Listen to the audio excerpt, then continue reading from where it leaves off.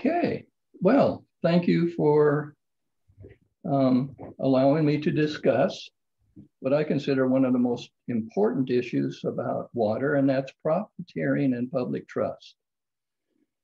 So just kind of as a reminder, all the water that we're concerned about here in Mesquite and in Bunkerville is actually part of the Colorado River Basin.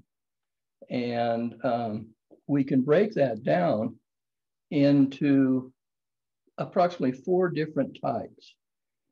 There's spring water that comes from places like Nickel Creek, and there's probably a half dozen to a dozen springs that flow down into our area. Then, of course, there's underground water, which is converted into culinary water, which means drinkable or consumable water. And then there's surface water that comes from the Virgin River. And we also have effluent. Now, that's wastewater that comes out of households and is treated by the city. And effluent is primarily used for 2 things. It's helpful on the golf courses, and it's used in certain construction activities. Now, there's 2 ways to acquire water, through permits and certifications through the Nevada Water Engineer is a major way that we acquire, in fact, most of our water here. And then the second way is from the Virgin River Decree, and that's a court ruling. So to get surface water, Virgin River water, there's actually 2 ways. One, you can get it through permits and certificates, or it has been granted as part of the Virgin River Decree, which was granted to a certain number of pioneers, actually on May 14th, 1927. One of the issues that should be a primary concern, it is to me and I think to others, is the amount of decreed water is no longer used for its intended purposes. And that came about as irrigation in the area stopped, and we moved more and more into a community with gambling and other types of businesses. Irrigation, with the exception of golf courses, pretty well ended. So in my opinion, that put that decreed water at a value of about 0, since there was really no market for it, other than, as I mentioned, in certain cases on the golf courses. So the intended purpose for the use of the water has kind of gone away. And in order to make money on that water, it has been leased or sold. Those holding permits from their ancestors can lease or sell that water, and they've done so to the Virgin Valley Water Board and the Southern Nevada Water District for profits. Now, on May 10th, 1993, the Virgin Valley Water District was established, and it was established as a political subdivision of the state. And at that first meeting, and for most of the board members, even today, most of the board members are either Mesquite Irrigation Water or Bunkerville Irrigation Water shareholders. And it's Mick and Bick that is primarily the irrigation district that manages this water that these shareholders have. And the first members of the water board, I just put these down as an example, were John Lee, Crescent Hardy, J.L. Bowler.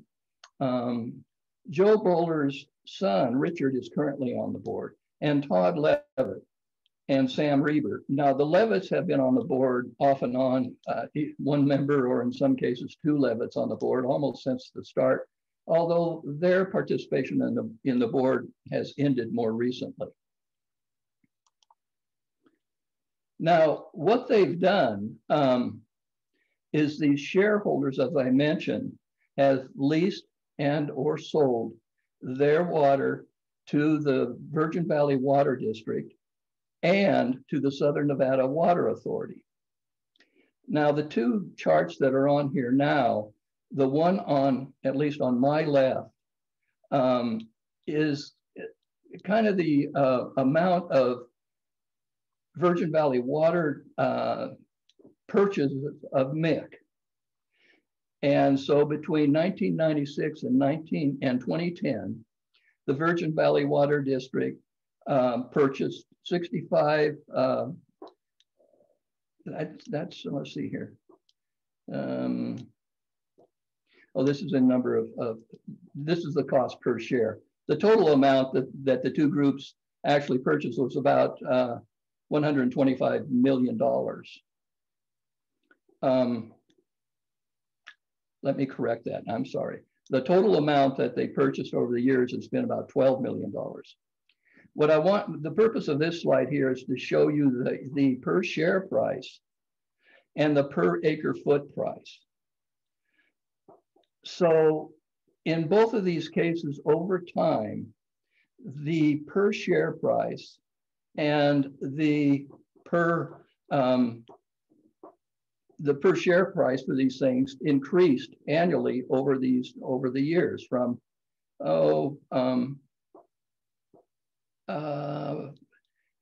let me explain something, the difference between shares and acre feet, if I will. And I apologize for this somewhat confusion.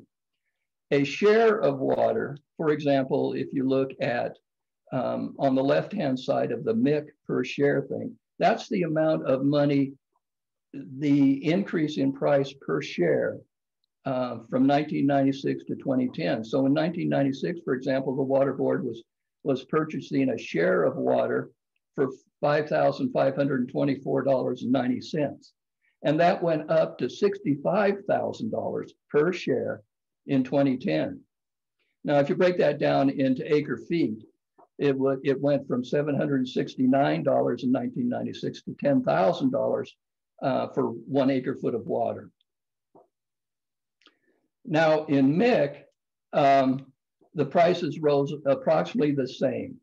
They went from actually $2,000 in 1991 per share to $65,000 in 2010. That's per share. Or if you wanted to look at it in acre feet, it went from $278 per acre foot to $9,000 per acre foot. Now, the difference between there's so many acre feet in a share. In this particular case, there's about 7.18 acre feet of water in one share. Now, the whole purpose of this kind of confusing slide, and I know people hate numbers, is to show the gradual rate in the amount of money that the Virgin Valley Water Board paid per share, or if you want to talk it per acre foot. I mean, you went, for example, in MIC from, again in acre feet, from $278 per acre foot to $9,000 per acre foot. Now to compare that, the average off-farm surface water ranged from $7.20 per acre foot in 2008 to $13.60 per acre foot in 2013. So there's a big difference from even $13.60 per acre foot to $9,000 or $10,000 per acre foot. I apologize, this may be kind of confusing. The only thing we have to remember is the orders of magnitude that these people paid to buy shares from people that they were either related to or had an affinity with. Okay.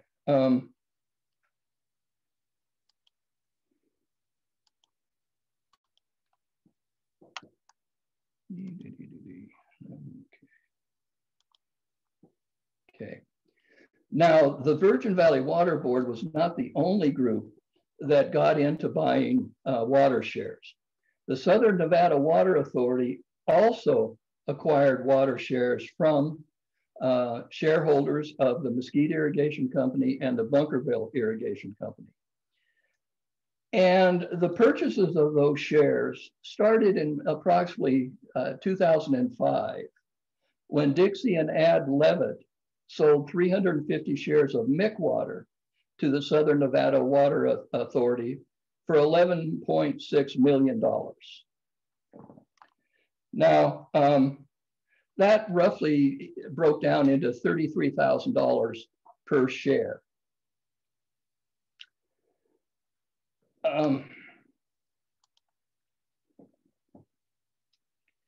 So what has happened essentially is that those holding Virgin River water shares, remember I said earlier, as we evolved from an irrigation-based economy to more of a commercial and recreation-based economy, which relies primarily on underground water, not surface water. The value of a river water share, in my opinion, was virtually worthless. Well, you can see from the numbers that what has happened is these water share holders created a market for themselves through members sitting on the Virgin Valley Water Board and through deals with the Southern Nevada Water Authority to create their own market price for their water holdings. Now, they claim that they have an absolute right to set the market rate for their water shares. It does not matter to them that the water is no longer used for its original purpose. And it does not matter that they add no value to this. I mean, they're being paid for water that's simply flowing down the river. They just get paid for it.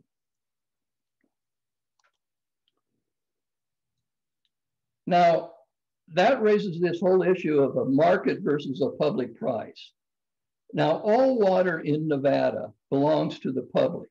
It's a public resource. Now, on May 15th, 2018, the owners of Paradise Canyon sued the Virgin Valley Water District. And the basic contention was about their pricing. The Virgin Valley Water District tried to impose a significant increase in their irrigation water that came from the Virgin River that was held by the Virgin Valley Water District to water the Paradise Canyon. The Paradise Canyon owner said, hey, wait a minute. This price increase you're imposing on us is just too much. Now, the reason that that's important, and it should be important to everybody in this community, is because a private corporation, in this case, the Paradise Canyon, they challenged the water board's pricing strategy on Virgin River water. That issue is still going through the courts. It's been almost 2 years now, and it's still kind of winding its way through the courts. Now, currently on the board, both Nephi Julian, the president of the board, and Richard Bowler have family ties to those selling water shares. Now, as a matter of ethical consideration, all they have to do is say, hey, I have family relationships that have water shares, but I'm voting on this issue anyway. That seems to be the way it works here in Nevada in terms of making those. They don't have to recuse themselves. And there are only two of the latest people. As I mentioned earlier, the board has been stacked with people that have been water shareholders. Reavers, Levitts, Bowlers, the list can go on and on. Now, one of the arguments is that, well, yeah, all this river water dealing and everything else, but it doesn't affect the price of culinary water. Now, that's not quite true. On June 9th, Jedediah Bingham of Bingham, Snow, and Caldwell, acting for the Virgin Valley Water Board, in a motion to the district court in the lawsuit that they were involved in with Wolf Creek, admitted that, in fact, culinary water users, that is our water bill, increased by 40% in 2010 and 38% in 2015. And the reason for that was to cover the debt that they had incurred purchasing water shares. So the idea that, hey, this water share business doesn't impact us in any way it's just simply not true, because we are paying, even to this day, for that debt incurred in purchasing that $12 million worth of water shares. And by the way, that $12 million is the amount of money that I can account for in Freedom of Information Act, getting information from the Water Board. Wes Smith, the accountant, actually says that that debt is 20 million. Now, Bingham argues for the board that the prices paid for river water is a market price. Now, the entire idea that water has an actual market value is disputed. Water is not a market commodity. Public water is not a market commodity. It is true that if you take water out of the river and you dig ditches and you irrigate your land on a farm, and when you sell the farm, that all the effort you put into that to develop that water, yeah, sure, you can increase the price of the farm because you've done a lot of work to get water there. But public water flowing down the river is not a market commodity, even though the Virgin Valley Water District and the Southern Nevada Water Authority contend that it is. Here's why water is not a market product. Water is essential to life and the economic well-being of this community. Water is not an economic good that follows supply and demand, marketing supply and demand, like other products in like gasoline or any other thing. It just doesn't do that because it's a public good. Here's how the government, primarily the Bureau of Reclamation, prices water, public water. It is simply the cost to deliver and a cost associated with maintaining the infrastructure. Now, that when I talk about cost to deliver, I'm not talking about paying off a profit. I'm talking about purely the cost to deliver water. Now, the interesting thing, and then any costs associated with maintaining that infrastructure. Now, the interesting thing about the Virgin Valley Water District, although they have water shares, and they are leasing and selling those water shares both to some of our golf courses and to the Southern Nevada Water Authority, just like other shareholders are. The Virgin Valley Water District doesn't really maintain any infrastructure. There is hardly any, if any, cost to deliver it. So, they're getting money and adding no value to that. Okay. Now, at some point, the Virgin Valley Water District claims they're gonna, that 12 million or 20 million or whatever that number is that they actually bought that river water for, they're gonna clean that water. And they're gonna deliver it to us as a culinary water. Now, cleaning highly polluted river water is problematic in many ways, not the least of which they've set up an artificial price for that water, but also because for every acre foot of water they run through cleaners, which we would have to develop and buy, only 1/2 of that water is available. In other words, there's a 1/2 loss of water when you try to clean highly polluted river water. Now, how that all works out, I'm not sure. They say they're going to start to clean that water in 2035 and continue to clean it until 2060. And it will only cost us $60 million to purchase the equipment to clean it. Now that $60 million doesn't include any additional personnel cost or operating expenses.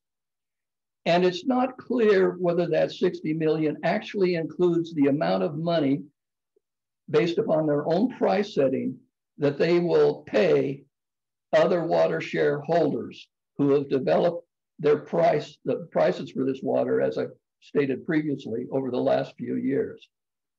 So fundamentally, they've created their own pricing market. At some point in the future, they're going to then purchase more water from our own accounts and attempt to deliver that to us by cleaning it and only getting half that amount out. Now, I have questions about whether they'll ever be able to do that, but that's just one of those things. Now, finally, I want to talk about the public trust doctrine. Now, as I mentioned, Wolf Creek, of course, has sued the Virgin Valley Water District, contesting that their pricing practices are, to be polite, irregular. Now, in central Nevada, there's a lawsuit going on contesting the right of those who have appropriated water, such as those who have appropriated water from the Virgin River Decree. This is just another decree in another area, contesting their right to contesting their right to do whatever they want to do. Oh, excuse me, here I got something popping up. Yeah, darn it. Contesting their right to do whatever they want to do with that water.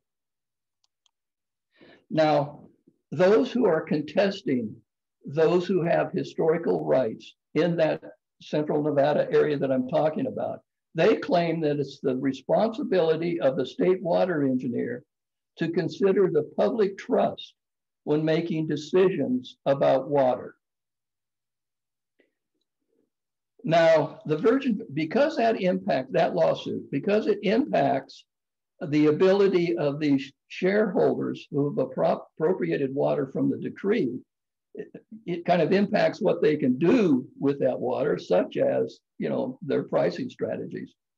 The Virgin Valley Water District decided to join that suit against the idea that appropriated water must follow Nevada's public trust doctrine. We think prior appropriations should supersede the public trust doctrine, Bo Bingham, Virgin Valley Water District. So the public trust doctrine holds that certain natural resources, such as water, are preserved for public use, and that the government owns and must protect and maintain those resources for the public use. So that, in addition to their concerns about anybody attacking the prices they've set, they're also concerned about this particular having to apply the public trust doctrine to what they do. So fundamentally, in my mind, there are at least two issues. I must have misspelled publicly. I probably did. Yeah, okay. Sorry about that. On one hand, it's more, in my opinion, you may not share this, but in my opinion, it is a moral and ethical issue when individuals who are no longer using a water resource that was given to their ancestors free now are making a significant profit from that for adding no value, doing nothing, but simply letting it flow. Okay, so we can argue all day long whether that's a morally or an ethical issue. I think it is. When you're dealing with a public resource, making a profit from that is a questionable practice in my mind. However, that aside, there's also a legal issue. Turns out that Article 8, Section 9 of the Nevada Constitution prohibits the gifting of loaning of public money to certain corporations and for acquiring stocks in certain corporations. Now, a water share is in fact a stock.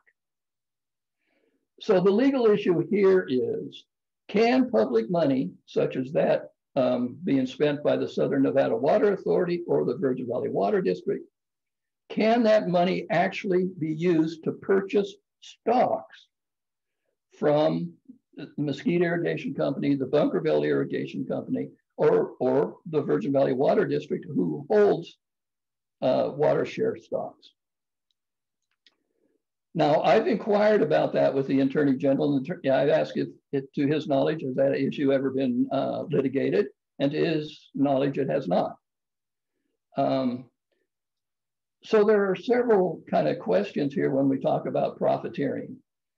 Each of you can make up your own mind, of course, about what you think about the raising of these prices, whether we talk about it per share or per acre foot, and the extreme raising of those over time. the selling and leasing of those for a significant profits. And you know, you can consider whether you think that's a moral or ethical. We're dealing with public water here. I want to restate that it's not, they don't own this water, it's public water. And the secondary issue, which I would very much like to pursue, is whether or not they are in violation of Article 8. Now, the other thing is, and I have absolutely no knowledge of how this works, but since water shares are stocks, I'm not sure what stock market laws and all that other kind of thing may apply to individuals setting their own prices for this, you know, this, that, and the other. That's a whole nother issue. Okay, so with that, I'll take questions. Are there any? Well, Mike, this isn't a question, but it's a comment. My parents were best friends with Dixie and Ann Levitt, and I grew up with the Levitt. Their children played Little League and everything else. And of course, they're one of the richest families in Utah, probably. It was interesting to hear they got $11 million was part of their start from their water. I just found that interesting. Thank you for sharing that with me. Sure. I have a question for you. Sure. When you're talking about the fact that it's not costing them anything to deliver the ditch water for to these places, do you know if it's Mick and Bick that's paying for like that pumping station, or are the individuals who signed up for that water paying for it, or if the water district who actually put in that infrastructure? Okay, I have two answers to that. It is, I will double check this, but it's most likely Mick.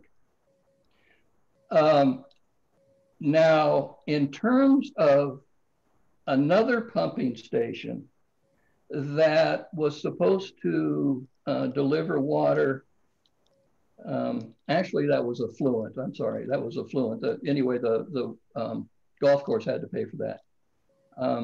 So I believe it's Mick, but I will double check that. Well, you know, I kind of think you're right there, because, and I know that the other thing that the water district's not being charged for is that delivery, that Mick and Bick are allowed to charge the water district I want to call it a maintenance fee, a specialty fee, and they have not charged the water district that in the last several years. So the water district's not incurring that cost at all. Yeah, that's interesting, because in addition, and now this is on the Southern Nevada Water Authority buying water. In addition to the Southern Nevada Water Authority acquiring water from shareholders, they do also pay Mick and Bick a maintenance fee. So if they're not paying, that's kind of interesting. In total, in terms of the Southern Nevada Water Authority, and I'm sorry I didn't put this slide up, but the Southern Nevada Water Authority has paid Mick and Bick shareholders, as of August of 2019, $56 million. So it started with the Levitts, but of course there's, you know, there's a few of these historical people who have water shares. They've made around $56 million as of August of last year. I just haven't filed for this year. So that's kind of where we're at. We're in a situation, you know, that has both moral and ethical issues in my mind, and legal issues as well. Mike, when you were talking, if I may, when you're talking about some of that money that was spent, did you mention the fact about Crescent Hardy, the money that we paid a large amount of money to Crescent, or the Water District? Yes. Public. I'm going to go back to this. I'm thinking it was like what, $86 million or something. It was, and there it is, the 86,000 there. Yeah, that's, by the way, that's per share. Yeah. And right off the top of my head, I don't know how many shares he sold, but I think it was in the millions that he got. Yeah. So he got 86,000 per share. Yeah. And you know, what do you say about that? For some reason, in the time frame from 05 through 2010, I mean, these prices that were paid went up orders of magnitude.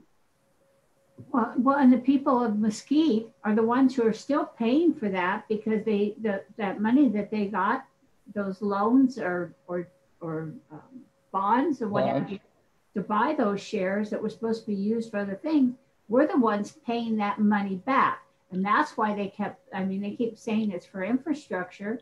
And yeah, maybe they didn't repair their infrastructure because they were so busy buying water shares that they should have been. Just opinion, sorry. That's correct. And in addition, as mentioned earlier, we had rate increases associated with that. So they did two things. Instead of buying infrastructure with that, whether it's 12 million or 20 million, according to Wes, it's 20 million. I can only account for 12, but say it's 20. That's a $20 million debt. That money could have been used for infrastructure.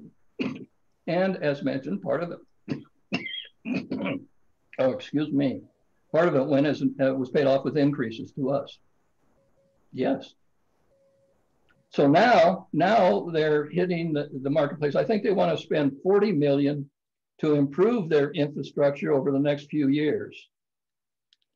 And then another 60 million, as I mentioned earlier, to get river water, and some other tens of millions of dollars. The total bill is $125 million in infrastructure costs. And digging for new wells and that type of stuff. In the earlier brief, I mentioned the fact that they probably don't have water that they can dig new wells for. But that's, you know, we need to do a study to determine how much water we actually have. Right, that's what I was going to say, because that's what you talked about before, and that's what the whole issue has been. We really don't know, and yet they want to keep spending money to drill more wells because they say they don't have enough water, and yet they believe on paper, we'll call it paper, that they have all this water, but there is no study to prove it.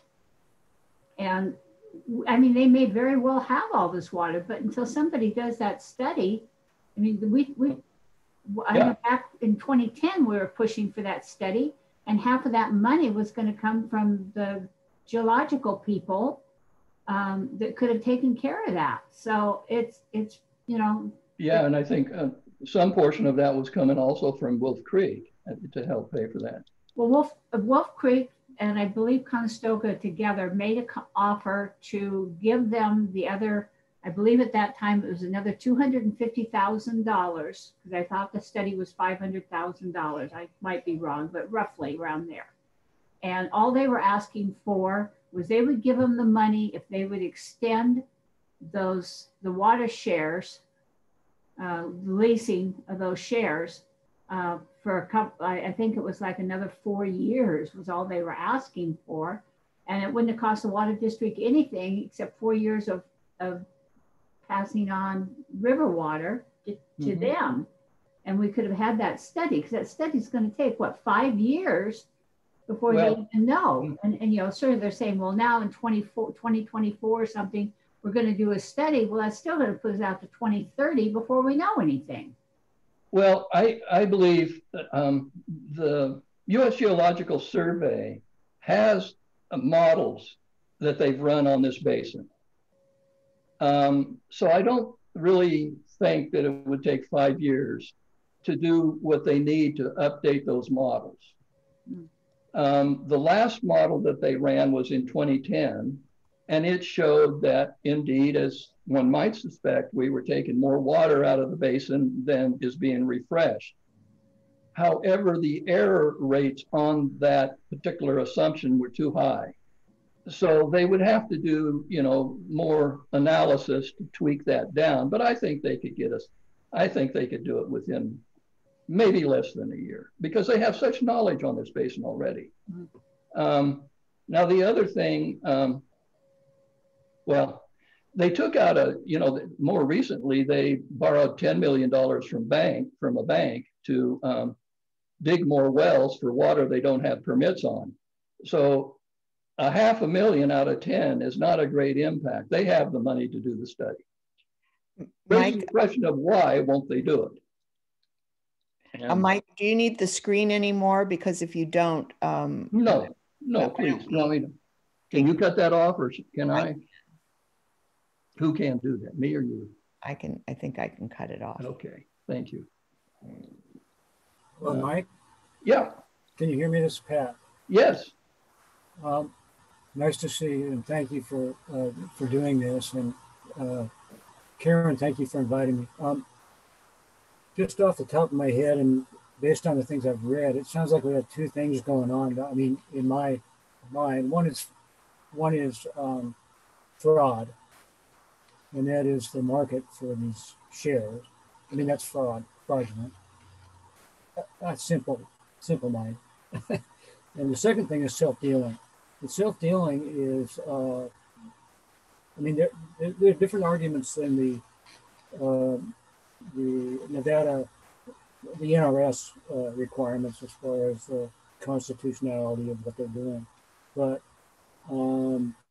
whether it's resolved in court or whether it's resolved by a change in the board, it's got to be fixed, because while we're running around paying people for nothing, if we run out of water, we all go away. Mm-hmm. Think about it. I mean, we're not here if there's no water. Towns have faced this before with polluted water, and to truck in water. Well, we can't survive that way. So, anyway, I think the comment I have is fraud and self-dealing need to be highlighted and made pretty clear to the public that they're getting screwed. Excuse me. Yeah. That's all I have to say. No, Patrick, the fraud statute, I think, does apply. Essentially, and I'm not a lawyer, but when you read it, it's if you're promising something that you don't have or you can't deliver, or that's somewhat of a fraud. And in terms of the self-dealing, that gets down into, as I mentioned a little earlier, in my mind anyway, gets down to the, how the whole share and stock market issue is. And I think both of those things apply, but it takes somebody smarter than me to figure that one out. But thank you very much. Yes, thank you. That's my feeling on it. Yes. Any other questions? Yeah, hey, okay, Rose. Rose, I can't hear you. No. Can you unmute, Rose? I did. Can you hear me now? Yeah, thank you. Yes. I'm just going to send out a follow-up to this meeting. And where are people going to be able to see the recording? Is it going to be on your website or on your Facebook link, or? It's going to be in 3 places. It will be on the website, it will be on Facebook, and it will be on YouTube. Probably the Facebook and the website will refer to it on YouTube. Okay. I'm going to send this out because I sent a note out. I didn't copy you on it for some reason, but to a lot of people. And as you see, they are not here. Mm-hmm. And they promised they would be here. And I called this morning and they all had other things to do, which is really scary and sickening, but what can you do? But I'm going to keep after them, and maybe at their leisure, they'll take a look at the recording, Okay, well, thank you very much. Well, Sandy will tell you that generally speaking, people don't really care about the water issue as long as they turn on their faucet and the water comes out. And you flush it away. And they'll flush it away. As long as it's all working, nobody really gets too engaged about it. But it's like every issue. People just... I know, don't, it's okay. I know. Okay. Is there, do we want to conclude? Are there any more questions? Do we want to conclude? I just want to say I went on the website and I couldn't find the meeting, this one. So it's probably not on there yet. Oh, the link to today's meeting wasn't on the website? I couldn't find it. I, yeah, I I mean, had a bit of a under problem. events and Yeah. couldn't find it. So, you know, I couldn't find an email where I'd been invited to this. There may have been one, but I couldn't find it. Okay. So that's where I went looking to the website and couldn't find anything there. So anyway. Good. So, Mike, Yeah. Doug Waymaker's here and he has a question he'd like to ask. Okay. Mike, on the spring water and the ditch water, is that even possible to eat? It's possible, but is it way too much money to even think to even getting it so it'll be potable water? Yes, it is possible. In 2010, I think when Sandy first came on the water board, there was a study done and to take a look at spring water coming out of places like Nickel Creek and using that to refresh the basin. And the amount of water they thought they could collect to refresh the underground basin was significant, very significant. And that needs a relook. That was an excellent study and it does need a relook. How about getting Virgin River To refresh the basin? No, drinkable, to potable. be drinkable potable water. Well, yeah, I mentioned that a little earlier. They want to spend 60 million in capital expenses to to take Virgin River water in amounts that were so high that I couldn't even. I decided not to even post them. Yeah. But the basic problem with river water, as you know, is that for every acre foot you run through the cleaning process, you only get half back. Yeah, and so that's a real problem. Yeah. Thanks. Thank you. Anything else? Okay. All right. Well, we'll be on YouTube, I guess.